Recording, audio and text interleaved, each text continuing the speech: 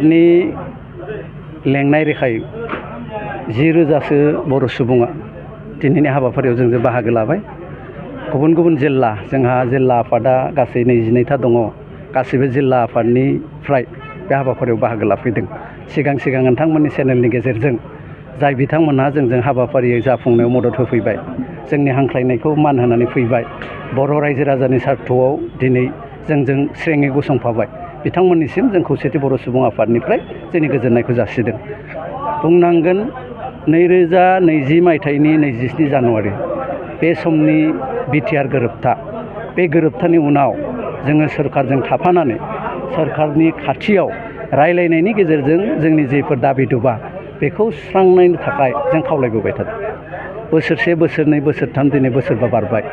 दा बोसोरबा जासेयावबो माखासे जोंनि जि लुबैनाय, बे लुबैनायखौ सुफुंजानायखौ जों नुवाखिसै। गुबुन गुबुन ओनसोलाव रायजो जानाय गुबुन गुबुन हारि माहारिनि सुबुंफ्रा जोंखौ सानबाय जे 2020 मायथाइनि एकर्डनि जोहै जोंनि गासिबो समस्याफ्रा समाधान जाजोब्बाय। खिन्थु गासिबो समस्याया जे समाधान जाजोबाखै, बेखौ सुबुं दरबारसिम लांफिननांगौनि गोनांथिखौ जोङो नोजोर होनानै आरो बे समस्याफोरखौ समाधान खालामथारनांगौ आरो बेफोर समस्याया समाधान जायाबा जोंनि जि बर' माहारि बिटिसिनि बायजोनि बर' माहारिनि गांनाय उखैनाय बे सुफुंजानाय नङा, बेखौ साननानै जों दिनैनि हाबाफारिखौ लादों। गाहायै जों दाबिफ्रा बेयाव जोङो दैखांदों जे बर' कसारि वेलफेयार अट'नमास काउन्सिलनि माखासे गामि फोसावबाय, खिन्थु माखासे गामिफोरखौ बायदिसिना जेंना जेंसि दिहुननानै आसाम सोरखारा आबुङै फोसावजोबाखै। दाख्लै 958 खान गामि बिथांमोना फोसावदों आरो बेखौ फोसावनायनि थाखाय जों आसाम सोरखारखौ साबायखर बावदों। खिन्थु माखासे जेफोर थालांनाय गामिफोर बाव जेरैहाय आसाम सोरखारा खालामनांगौमोन, जिबायदि मावनांगौमोन बिदि मावनायखौ जों नुनो मोनाखै। जोङो लुबैदों जे बर' फिसाफ्रा जोंनि काउन्सिलाव जयै थाजोबनो मोननांगौ। गवालपारा आरो साउथ कामरुप जिल्लानि बर'फोरखौ राभा हासंआ अजद होदों होननानै जोंजों दोनफानो नागिरैया मोनसे इस्यु जानानै जोंनि गेजेराव फैदों जे राभा हासं ओनसोलनि बर' रायजो राजाफ्राबो जोंनि काउन्सिलाव थाफानो मोननांगौ आरो थाबैनो बिटिआरनि सिमाखौ रोखा खालामनानै आद्रा थानाय गामिफोरखौ जोंनि काउन्सिलाव थिसननांगौ, बे जोंनि मोनसे डिमान्ड। बिनि उनाव बर' कसारि वेलफेयार अट'नमास काउन्सिलखौ बियाब दानाय, जों बियाबखौ दानो थाखाय गोबां खेब खावलायबाय, दिनैसिम दायाखै। बेखौ दाफुंनानै होनांगौ आरो दाफुंखांनायनि उनाव मोनसे इलेक्टेड मोनसे काउन्सिल जोंनो नांगौ। जेलासिमहालागै इलेक्टेड मोनसे काउन्सिल फैया, बे काउन्सिला लोरबां जानानै थायो एबा गावनि गोसो बायदि खामानि मावनो हाया। बेनि थाखाय जोङो बेखौ मावफुंनो खावलायदों। जोङो इनजास्टिस फिल खालामदों जे बज' गोजोन गोरोबथानि गेजेरजों 1500 कौटि 1500 कौटि बिटिआरनि थाखाय जौगानायनि थाखाय होदों। जोङो बेखौ बरायदों। बिटिआर ओनसोलाव रायजो जानाय बर'फोरनि थाखाय जौगानाय जि स्पेशेल पेकेज, बेखौ बिटिआर ओनसोलनि रायजोफ्रा मोननो गोनांथार।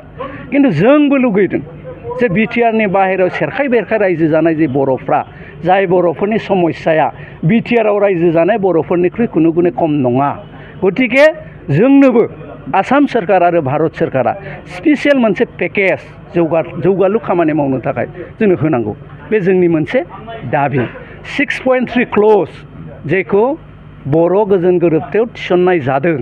दा बिनि गेजेरजों आसामनि बाहेरायाव थानाय बर' बिजोंनि फरायसालिफ्रा सोरखारि जानांगौ, खिन्थु जायाखै। बोसोरबा थांबाय, आसाम सोरखारा बायदिसिना आयेन जाबसिन दिनै जोंनि बर' बिजोंनि फरायसालिफोरखौ फोथैनायनि लामायाव लांबाय थानायखौ जों सहायनो हायाखै। बेनिखायनो जों होनदों 6.3 क्ल'जनि मथे बर' बिजोंनि फरायसालिफोरखौ थाबैनो सोरखारि खालामनांगौ।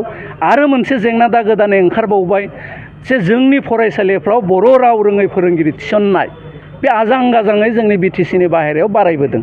बेखौ होबथानांगौ आरो बेखौ जों सोरखारखौ बार बार बुंबाय थादों। आरो जोंनि बिटिसिनि बाहेरायावबो टेट क्वालिफाइ गोबां फरायसाफोर दङ बा केन्डिडेट्सफोर दङ। बे केन्डिडेट्सफोरनिफ्रायनो बिटिसिनि बायजोनि बर' बिजों फरायसालिफ्राव फोरोंगिरि थिसननो जों सरकारखौ नारसिनदों। बिनि अनगायै मोनसे इस्यु, जाय इस्युखौ बै समाव गुरुदेब कालिचरन ब्रह्मनि दिननिफ्रायनो दंबाय थायो जे बर'फोरनि थाखाय आलदा मोनसे रेजिमेन्ट। जों नायदों जे नागा रेजिमेन्ट नागाफ्रा बेसेबां सुबुं सानखो नायोबा बेसेबां दङ 7 लाखनिफ्राय 10 लाखनि गेजेराव नागाफ्रा दङ थ' नागा रेजिमेन्टआ थाथों जोंहा बेयाव आपत्ति खालामनांगौ गैया दिनै गुरखा रेजिमेन्ट दङ गुरखा रेजिमेन्टआ थाथों जोंहा आपत्ति खालामनांगौ गैया खिन्थु भारतबर्षआव जोङो 30निफ्राय 40 लाख बर' फिसाफोर दङ वेस्ट बेंगलाव दङ जोङो त्रिपुरायाव दङ जोंनि मेघालयआव दङ अरुणाचलाव दङ नागालेण्डआव दङ जों आसामावथ' दंखायोआनो बेफोरखौ लोगो नाङोबा 35निफ्राय 40 लाख जायो बे 35निफ्राय 40 लाख बर' फिसाफोरनि थाखाय मोनसे रेजिमेन्ट नागा रेजिमेन्टनि लाइनाव मोनसे बर' रेजिमेन्ट दानांगौ होननानै जोङो बे दाबिखौ दैखांदों जोङो नैबे जि सोमावसारनाय हाबाफारि बेखौ जोङो दिनैनिफ्राय जागायदों आरो जों साननाय रोखोमै जोंनि समस्याफ्रा सुफुंजायागौमानि बे जोंनि आन्दलनखौ जों लांबाय थागोन